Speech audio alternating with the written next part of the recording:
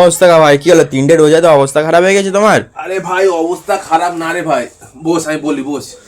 বলো। অবস্থা খারাপ না, আজকে মেন কথা কি বলতো, আজকে তো রোজা করছিলাম আর ইফতার করে উঠে না দেখি মাথাটা ঘুরছে, ওই জন্য ভাবলুম যে কাজ ফাজ বাদ দাও, একটু আরাম করে নি। ঠিক আছে, ইনশাআল্লাহ 27টা রোজা এখনো বাকি, তো 27টা রোজাও হবে ইনশাআল্লাহ।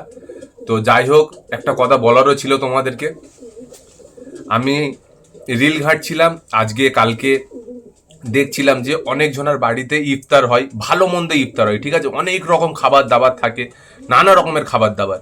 তো আমি বলবো যে এরকম ইফতার নিয়ে এরকম সোশ্যাল মিডিয়ায় পোস্ট করা ভালো না।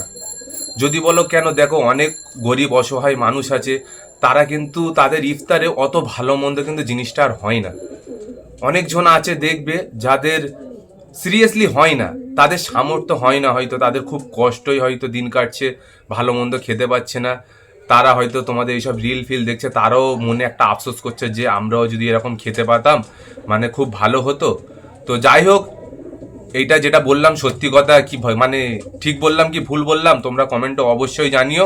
আর ইনশাআল্লাহ সবাই রোজা করো, সবাইকে রমজান মুবারক, সবাই ভালো থেকো, হ্যাপি থেকো। সব রোজা হবে তো ওস্তাদ ভাই? ইনশাআল্লাহ সব হবে, সব হবে, সব হবে।